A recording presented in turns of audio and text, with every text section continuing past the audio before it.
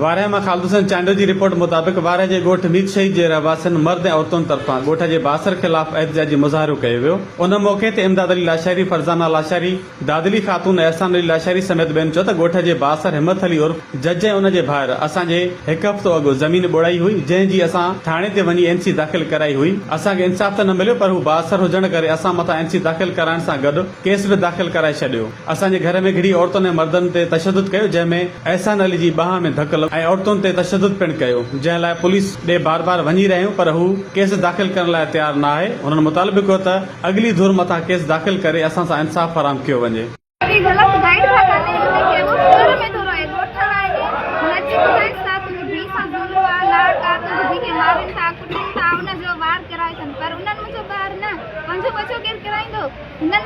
हमला किया ने मुझे बार मन रिजाया करने की कोशिश कई थने,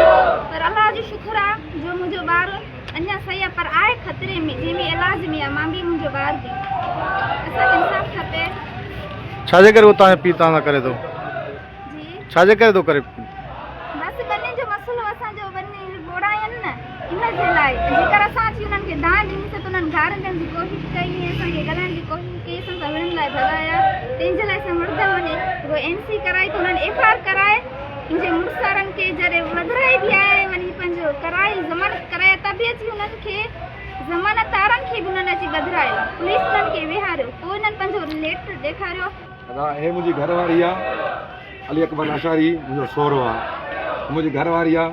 इन जे मथों उनके गलत गार्ड था करन, असांजो अकबर सां को भी झेड़ो कोन्हे को, ठीक आ। बाक़ी जज सिकंदर ऐं मुगल अदनबी फौद जिन्हें असां तो जमानत कराए कोर्ट को मोटी आसे शाम जो 27 तारीख़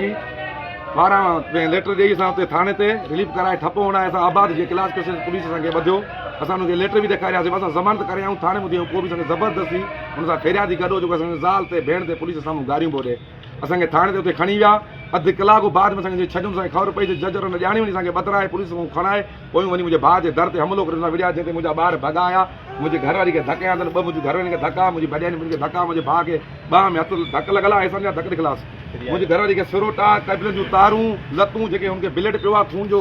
खून आयो आहे हुनखे, उहे असांखे रिपोर्टूं पयूं सभु। हे मुंहिंजी घरवारी जी रिपोर्ट आहे, हे मुंहिंजे भाउ जी रिपोर्ट आहे,